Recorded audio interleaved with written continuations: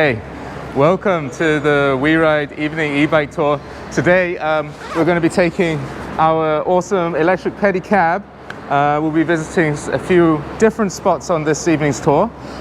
We're starting here at I think this is called the Twin Towers, Gwanghwamun Twin Towers, and the reason I wanted to start at this point is because of what's below us. If you look down, you can see that this relatively new building has been built on top of Joseon Dynasty remains. These remains could date back to the 12th century. Basically, 1395 was when the Joseon Dynasty was established. And doesn't matter where you are in this neighborhood of Seoul, here in Gwanghwamun, here in Jongno, when you scratch the surface, you find some remains. So what this building has decided to do is make a display of the archaeology that's beneath, and they built this new building above. So basically the theme of this tour, you know, the contrast here that you have of new and old and how it all works together. So before we get going, let me start again with an introduction. I'm Vincent. I ride for WeRide, and this is the evening e-bike tour. The date today is September 24th. It's about 7 o'clock in the evening, and the weather is nice and cool. It's not as warm as it has been in the previous tours. That's why I'm wearing this vest. It's about 24 degrees centigrade right now, but it's perfect riding conditions. And let me introduce our cameraman Taeyong. Taeyong will be shooting us today and buying me lots of food and dinner and drinks, right? Or maybe not, but let's get going. Okay, here we go. So our first stop on the tour is going to be the majestic Gwanghwamun Gate, which is the main gate of the main palace here in the historic city of Seoul.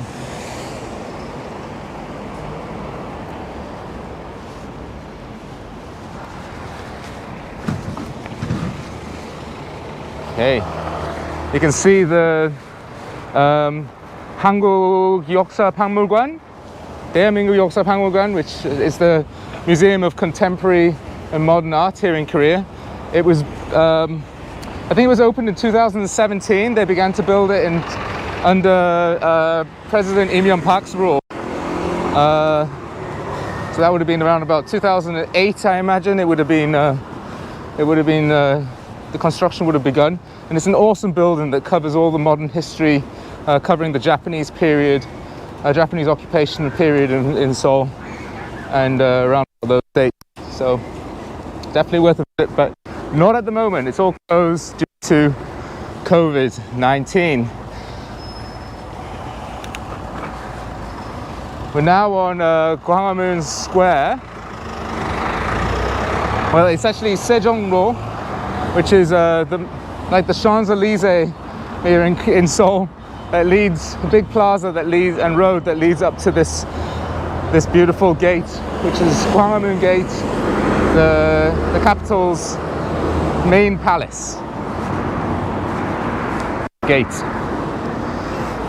If you glance across at the square over there, you can see that it's all blocked off at the moment. They're redoing the square at the moment.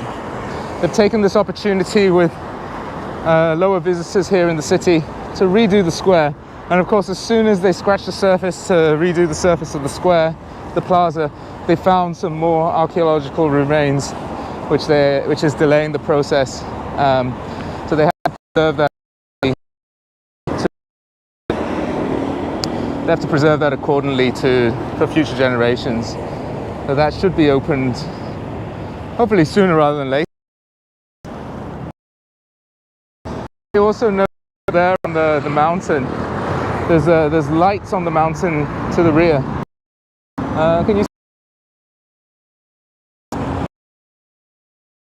see? Running along the top of the mountain there is the city wall that goes 18 kilometers all the way around the city. You can actually hike the city wall all the way around the perimeter of modern day Jongno, and it covers Junggu and Dongdaemun districts.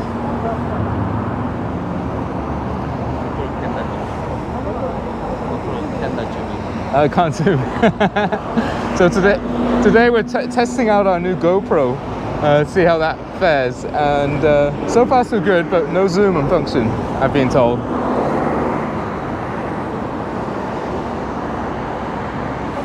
Going back to the gate over here, Gwanghwamun Gate.